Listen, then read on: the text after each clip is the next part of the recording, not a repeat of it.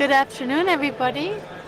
My name is Ezpeleta, and I'm here to present you this paper or study titled New Paradigms of Analysis Based on Content for the Detection of Spam in Social Media.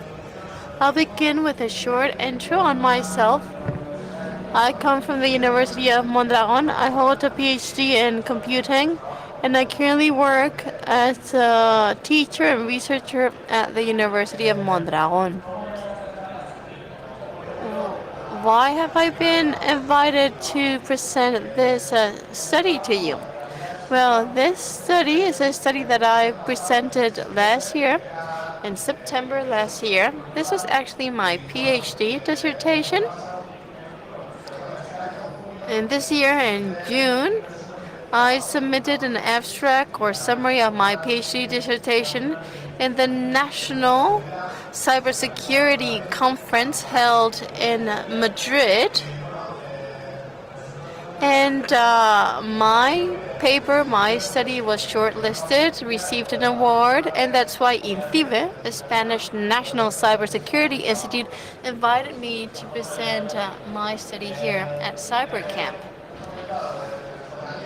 I mentioned JNIC 2018, and I invite you to participate in the next edition of this conference. And the University of Mondragon will be in charge of organizing the next edition of this conference, and soon the agenda will be uploaded on the website. So check it out. I invite you to participate. I'm sure it will be extremely interesting. And now let me go for the table of contents. Here you can see the table of contents of my presentation. It's very similar to the table of contents of my PhD dissertation. I'll begin with a brief introduction, the reasons behind my study, the objectives of my study. Then I'll delve into the details, into the content per se. I'll explain what personalized spam is. I'll explain feeling analysis when filtering spam. Afterwards, I'll talk about personality recognition in the text in order to detect spam. And I'll finish up by referring to both of these techniques and talking about how we can combine these two techniques to obtain better results. And I finish off my presentation with a summary. Since we began talking about spam, how can we define spam? If you access the website of the Spanish Language Academy, you find the definition of spam as junk mail, massive distribution emails with malicious content that is received without having requested this.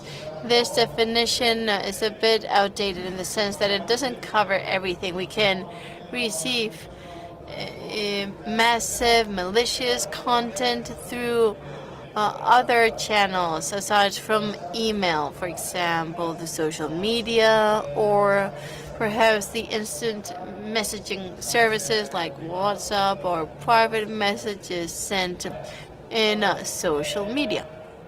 So it's not just about emails. When we talk about spam, we need to consider that spam has many negative consequences. I classify them in four major groups. First, the direct consequences. And basically, we're talking about advertising info that we receive in order to sell products we're probably not interested in. And there's also the possibility that when we receive that email, we download some malware or virus that can damage our computers and put them at risk. And then we have the network consumption resource issue. If we consider the traffic of emails that we have these days and the amount of spam that is transmitted through the networks, of course, this can saturate them. And then we have human resources, i.e., all the time we can lose ourselves by erasing those emails we're not interested in. We spend quite a bit of time eliminating these messages that are undesired. And then there's also a loss of legitimate emails or messages. What we see is that email services have their own filters and message classifiers, but sometimes what we have are cases of legitimate email incorrectly classified and transferred to the spam mailbox. So we end up losing those legitimate emails. This is something that needs to be prevented. Legitimate emails cannot be sent to spam folders. That's something we need to combat. And when we talk about spam with people, well, some people tend to say, well, it's not really such a problem. It's not a major problem. I don't receive that much spam. Others say, yes, I'm completely bombarded with spam. If we take a look at the statistics, every 3 months, Kaspersky publishes statistics. In the year 2017, the evolution from April to September is as follows. 57% of the messages or emails can be classified as spam, according to Kaspersky's quarterly reports. And this is a trend that we've observed in all the sectors and areas that I've examined in my PhD dissertation. These figures remain more or less stable. It's true that during some months the percentage falls, but during the next 2 months we see an increase. So in general, we're always around 60%, a little bit below 60%. I mentioned earlier the instant messaging services as another source of spam, or the social media that give us the opportunity of sending messages. We see that there's some market niche in which attackers can feel very comfortable and confident and very easily can access and attack many people. Many of these instant messaging services are transmitting spam. In 2015, there were more than 6 million mobiles that could receive or send text messages. WhatsApp. What can we say to WhatsApp? We're all hooked to WhatsApp, to this instant messaging technique. In February 2016, WhatsApp exceeded the level of 1 trillion users, for example. And in countries like China and India, and text messages in the year 2011 accounted for spam, and text messages accounted for between 20 and 30% of overall traffic in these countries. The case of text messages is interesting because if we analyze it from our perspective, from the Spanish perspective, text messages are paid services. It's true that some telecoms offer this for free, but up until recently you had to pay to send text messages. But in China and India, for example, text messaging is free of charge. So in Asian countries, WhatsApp isn't that present because text messaging is free of charge. And this kind of spam can reach a huge audience. Let's move on. Let me give you further figures or statistics so that you understand the reason behind my PhD dissertation. Number of users of social media.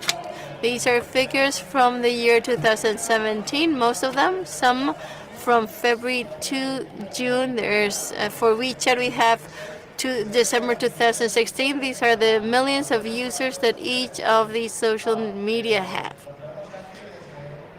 What we see here from the point of view of attackers is basically a great opportunity to reach a huge amount of money and to be able to extract a humongous amount of data from these sites. User data, for example. Considering all these elements, all this data, and we conducted a comprehensive analysis of literature and state of the art, and we considered different hypotheses.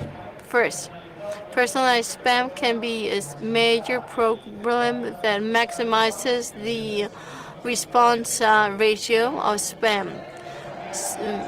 what we see is that there's a possibility of using the real information of the real people that interact in social media, and with that we can create spam that is personalized according to these people's tastes and preferences, favorite Facebook sites, and based on that we can create personalized spam, i.e. spam that is directly targeted to the recipient with the subject matter of the theme that this person is close to or is interested in. So that's an ill-intended purpose, but our goal is not to send spam and offer attackers new tools in order to be able to continue doing their misdeeds. No, we wanted to go a step further, and we thought, okay, once we have this, how can we detect this kind of email, this kind of spam? And that's when we considered two additional hypotheses. Number one, it's possible to identify the commercial intentionality behind messages using content analysis techniques. For example, we saw that there was a possibility of using content analysis that could help us analyze the text and the information in the text of our messages and identify the commercial intentionality behind these messages. As an example, and we'll expand on this further later on, if someone tries to sell us something, at the beginning maybe we thought, someone is trying to sell me something, and it's likely that he does so from a positive perspective, because if I'm told that his product is of poor quality or has some problems, well, it's highly likely that I won't buy that product. However, if the message is always positive and there's praise for that product, the message will come across more easily. So we said, okay, it's more likely that messages have a positive tone, and this can be a sign that can help us detect spam. And then we will see the data we extract. And the last hypothesis is that the intentionality of the message can be used to classify spam messages in the social media. Just like we do with normal email, we can apply this to social media. Advertisements that we, or comments that we publish in our walls and in our social media. So with these hypotheses in mind, we wanted to demonstrate that it is indeed possible to create new types of spam using social media information, and show that it's possible to design and develop new methods to improve the filtering, spam filtering results both inside and outside social media. And with these objectives in mind, we started working to try to see what had been done up until now in these fields. And we saw that regarding spam detection, the learning-based filters were the ones that obtained the best results. So this was an important starting point for us to design our future experiments. On the other hand, if we have to analyze the content of the text, well, of course, nothing better than using natural language processing techniques. What kind of techniques are we talking about? Computational techniques that can help us analyze text in order to reach almost human processing in apps or tasks. And some studies have demonstrated the possibility of developing anti-spam techniques using, for example, text mining techniques, i.e. natural languages processing techniques. More information that we saw, for example, social media, security of social media. We've seen that in the past years, there are more and more researchers that are conducting research in this field and working on different products and social media applications and other systems to face or combat these potential vulnerabilities that sometimes the social media can show. And then we saw that most of the research is done regarding the social media, but we realized or understood that the information compiled from a social medium can also be used beyond or outside that social media for non-legitimate or illegitimate purposes and are therefore a threat. With all this information in mind, we drafted our work program, our work plan. At first, we decided to try to create personalized spam by using public info published on social media, and to be able to bypass the current anti-spam systems and try to then detect the intentionality and the reason behind the messages. We analyze content, we analyze feelings, and also personality recognition. Let me explain this step by step. Regarding personalized spam, the goal was to develop personalized spam that was able to bypass and avoid or circumvent the current anti-spam mechanisms and prove that this is real, genuine spam. In the year 2009, there was this study that was conducted that showed that the massive compilation of data from Facebook, for example, is possible and easy. Some other researchers identified vulnerabilities that allowed to establish a link between Facebook account and the email account with which that Facebook account was created. When seeing this, we understood, okay, if we start collecting email addresses on the net, for example, someone that in order to request assistance in a blog writes down his or her email address, well, that remains there forever, so to say. So first we try to collect or compile email addresses, then we collect as many email addresses as possible, and to this end we use a specific app that worked very, very well. We collected some thousands of email addresses and we said, okay, let's go for another step. Let's maximize or make the most of this vulnerability offered by Facebook that to establish a link between personal Facebook accounts and email accounts. And this allows us to have the email account of a person and all the preferences or personal tastes. And those preferences are published publicly with no privacy setting whatsoever. Well, anybody virtually can access that information. So that's what we did. We accessed the information of the different parties. We collected the info they had available. We stored it in our databases in order to be able to create different profiles, different templates for emails. We created several. I'll show them to you later, but the goal of the project was to collect as much data as possible, to process data, and to create our own profiles. Once we have the profiles up and running, the idea is to carry out experiments, and through a website hosted in my university, we wanted to see how many people were arriving to the restaurant redirected from a link.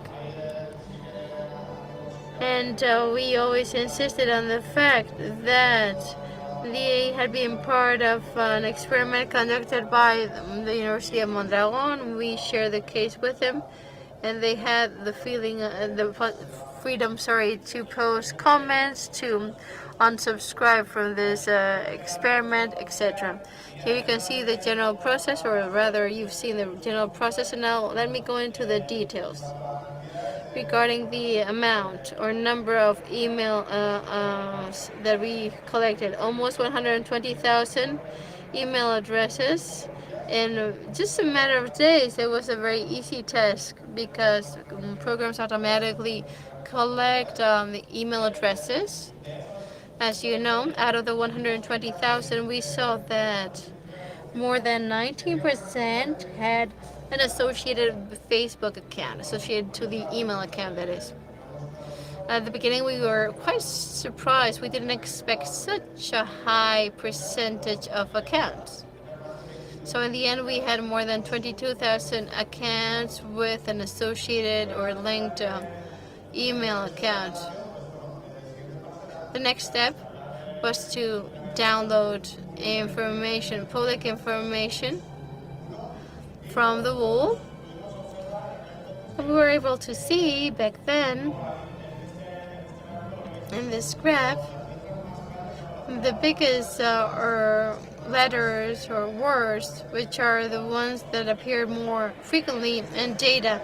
For example, musical taste. It was typical for people to make public the music they like. Also, gender. Gender by default, is made public.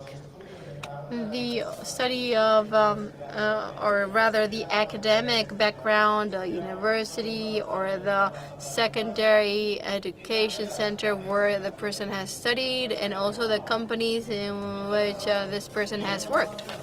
So, we saw that the info could be classified in different segments, and we created 3 types of templates. Number 1 would be a template that would be like the music template. Then we would have a template for the academic background of people, and the third template would be the template for the companies in which these people had worked. And with these 3 templates, what we did was, well, we had general, broader templates, and then we added more specific info in some cases. In some cases, we had all this information that you can see on slide, and others we didn't, and we left that in blank. But when we did have that info, we introduced it or entered it. So we begin by introducing the full name of the user, the name that appears on Facebook. However, if someone introduces let's say a fake name, well, it would be sent with a fake name and surname. But most people fill up this info with the real name and surname. Then we created a URL which allowed them to access our website. We introduced a token to be able to identify who had accessed us, and we considered some security issues. And the first thing we did was to select the language. If we saw that the public site of this person was in English, we would send emails in English. Well, actually, it was the other way around. We started with Basque, Euskera. There were very little people with Basque, and for those of them that understood Euskera, we would send them the email in Basque, otherwise in Spanish or in English. So, with the URL and the language selected, we got the template that we were looking for. And for example, in the case of the musical email, we added the city. If that person had the city saved in his or her profile. And in the case of the company, we included gender in over to address letters with a higher register, ladies, sir. We wanted to be more formal. That's why we collected this piece of information as well. Gender. This is an example of a template in the case of the musical template. The users, Facebook users, were told by email that their favorite music bands, and we selected number 1 on the list, was going to go on tour. And we began with a hello, quoting his or her name, then asking this person whether they were ready to take part in the tour of his or her favorite group, and we tell him that this group or band is considering playing very near the city, and then we would tell them, if you wish more info, please visit this URL.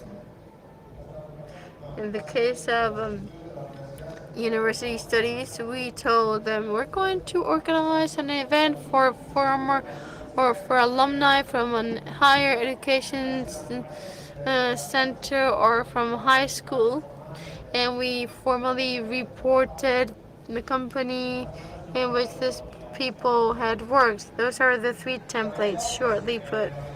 And with it, what we did was basically 2 experiments. We sent typical traditional spam to the email addresses we had. This typical spam was based on what I saw in my spam mailbox, and we would send an email with something similar to what I had seen in my spam folder or spam tray. And on day 2, we sent to these people personalized messages. The goal was to compare results.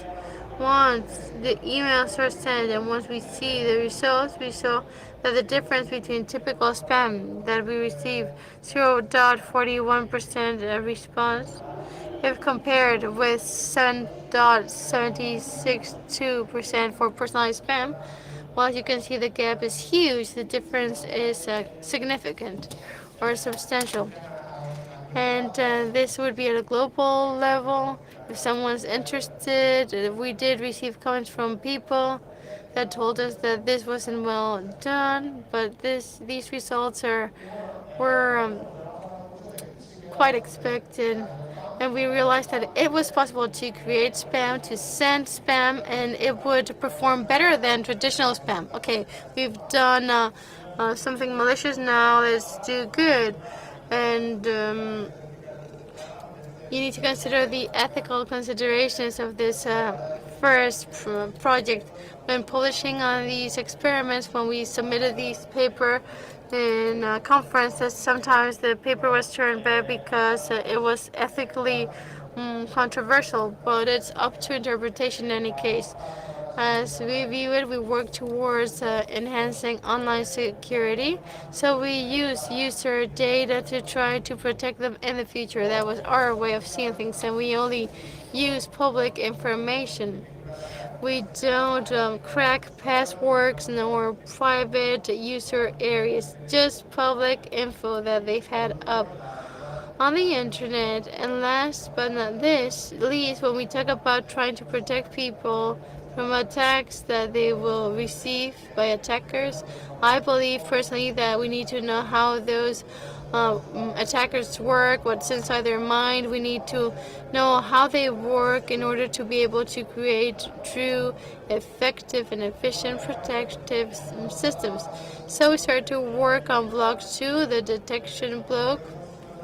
And the first thing we did, based on what I said earlier regarding the positive tone, the messages that are willing to sell something often say, we thought, okay, let's improve spam filtering data using feeling analysis techniques. This basically refers to the computational contracts for feelings expressed through the internet. We need to be able to identify whether texts are neutral, positive, or negative. With this information, what we did is as follows, and this is the proposal that we made, by the way. The first path that can be followed is the one in the upper part, second on the lower part. So our starting point is a data set, ensemble of data labeled as spam or ham, either legitimate message or spam. We applied different filtering algorithm, and what we did was to extract the same best classifiers among a number of classifiers that I'll refer to in some minutes, with different settings. And in total, we were talking about between 300 and 356 potential combinations, and then we extracted the 10 best. So that, and when taking path number 2, we would select the 10 best performers and try to improve the results of these 10 best performers, i.e. try to improve results with feeling analysis. And now I'll explain each with further detail. You need to understand that all experiments are done and tested by applying the 10-fold validation, and results are analyzed considering the accuracy of results and the number of fake positives, those emails, legitimate emails that end up in the spam folder or tray. In the first path, we need to apply different combinations to try to be able to identify the top 10, the 10 most significant results. Try to detect them and consider what the 10 best were. The classifiers that we used were the ones that you can see listed on this slide, and we combined them with 2 filters. Here, for example, the vector allows us to introduce many different settings. So we made the most of this in order to be able to obtain better results. Regarding path number 2, we said that we would apply feeling analyses, and to do this we need feeling classifiers. So we selected 2 paths. We created our own feeling analyzer, and second, we used a free public service textbook, an API that offers natural language processing services. And we sent the text directly to this API and received an answer regarding the polarity of these texts. As for in-house developments, we used our public dictionary, Senti-Warner. And I can't really remember, but basically we're talking about thousands of words, and each word has a score in terms of polarity. This varies depending on the type of word. For example, one same word can be a verb and a name at the same time.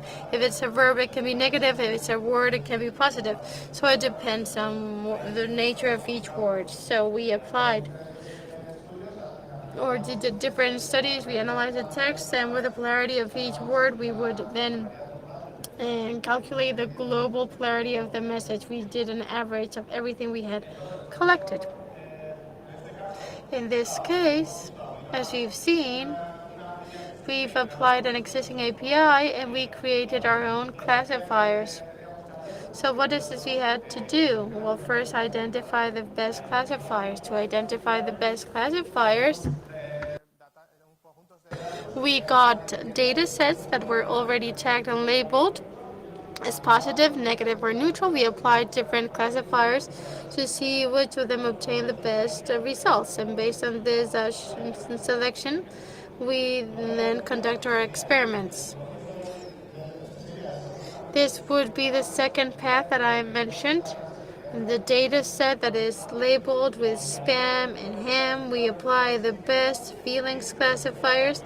And in this case, we applied 3 feeling classifiers, and we created 3 new data sets with the info on the polarity of each text. And then we apply the 10 best classifiers to see the total results and to be able to compare results.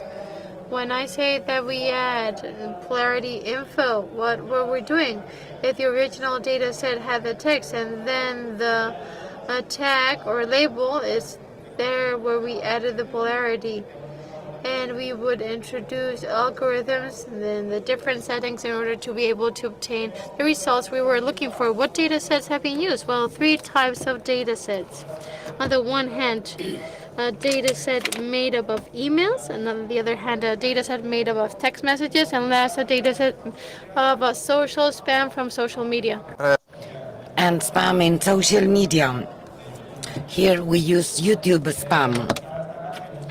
We can highlight that in relation to email and SMS, we use 2 data sets, the first to experiment and the second to validate that we could keep the first improvement patterns. About email, here you have the comparison. The best one had an accuracy of 0.75%, and we could see that about spam in green, you see the percentage of positive messages, and about spam, positive messages were more than the ham one, and therefore spam is more positive than ham, HAM. So one of our hypotheses is being realized. Then we carry out the experiment, and we could see that in both data sets our estimate was improved. This is better shown in graphically shown in tables, but just as a summary, the best accuracy in both cases, this feelings analysis was positive. There was a reduction in false positives, and of the top 10, those are the results. It was improvement in 8 cases, 1 equaled it, and the last, the results were worse. And the same about the SMS. We see that spam, there are more positive spam than ham messages. and the results, we reached the same conclusion, that results were improved compared to previous results. And lastly, in all messages present in the social media, the situation was different. There were more positive messages in ham than in spam. That was due to the fact that people, and we're speaking about YouTube comments, if we want to send spam, we will probably use the video of one of my YouTube competitors and write a negative comment. That's why the amount of positive and negative messages changes. And also here there was an improvement in accuracy in 10 of the most important ones, and the number of false positives was reduced. As a conclusion, we see that spam in emails and SMS is more positive than the legitimate, and in the social media the situation is the opposite. Feelings analysis can help to detect spam, and in 3 different scenarios results were positive. When we speak about 3 scenarios, we refer to social media, spam, SMS and email. And although the difference seems to be small, if we take into account the real spam traffic, we see a significant improvement. Here we move to the area of personality recognition. We're going to do the same and following the same pathway with feelings analysis. We'll try to filter spam. What is personality recognition? Models to explain people's personalities with a few features that are stable and subject to measurement. As we see, the process is the same as when carrying out the feelings analysis, but when we apply those personality recognition techniques, we added more information. What is the model used? Myers-Briggs, that breaks down people's personalities in 4. We've used a web server, a public web server, and the web service gave back the value of all 4 dimensions. Extroversion, if it was an extroverted text, the peak of the text increased and the introverted didn't. There was a cut in half, upper part and lower part. Upper part extrovert, lower part introvert. Some people said that the text didn't have much personality, but of course texts do not have personality, but people. And you said you identify the authors of spam, you can identify their personality.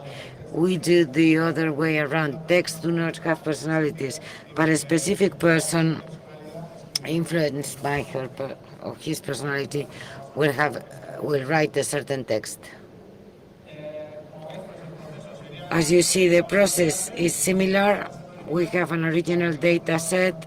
We apply personality recognition methods. We create new data set, and we apply the best 10 classifiers with by nation criteria. The text would be with the spam or harm label, and we will add the personality dimensions. In a descriptive analysis of this, we could see that between spam and ham there were differences, and spam is in green, and in gray we have the ham, and we can see differences when doing personality recognition. We carry out the experiments and we see the results in the emails. In both cases, taking into account that in the first data set, when we use the 4 dimensions of the model, there isn't any improvement. But when we use one, the sensing, the results show an improvement. About SMS, it's the same. There are differences between some messages and the others, and when carrying out the experiment, we could see an improvement. About spam in the media, there are also differences, and the result is that we improve. When we apply the 4 dimensions, there isn't any improvement, but if we apply the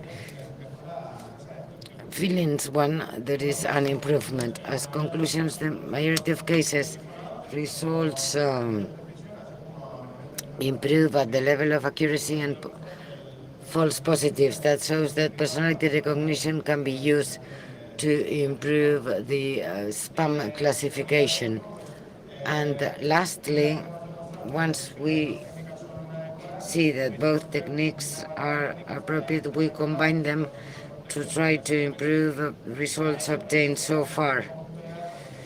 That's why to this we added polarity and personality traits to each text, and we did all experiments plus the experiments with combined information of the data set. We made a comparative analysis, and we could see that about email spam, starting from the simple data set to the left. With feelings analysis, we see an improvement. Using personality recognition techniques, we improved even more, and with the combined one, we reached the top of our results. In email, in social media, we didn't see an improvement, but they did improve using a combined methodology. Conclusions are that the combination gives positive results. As the contributions, on one hand, we have evaluated the possibilities to create personalized spam that might reach higher click-through ratios. We have improved the criteria to sort spam using personality recognition techniques, and the combination of both techniques offer better result than just using them separately. And there are some lines for the future, but we see that at the end of the day, this is a PhD, the beginning of research, and it has given us possibilities to go on working in these lines, improving personalized spam, feelings analysis, and if you have any interest, I will be willing to give you my contact details. This is the list of publications in different journals and international or national conferences. And thank you very much for your attention. If you have any question or comment, I'll be delighted to answer you whether now or later. A ver, espera, igual. Gracias a tu. Thanks to your study or your research, you sell this into a marketing company and it will be very useful for them. Yes, this might be the case. So they have studied the text format, but if it goes personalized based on your email, that would be very useful. Yes, today we can see that Amazon do the same. They get our cookies from our browser, they get our information. We will do the same, but with personal information. And the results are better. Yes, they would be better. This is our idea. On one hand, to help marketing companies, but we try to protect more than sell. That's our idea.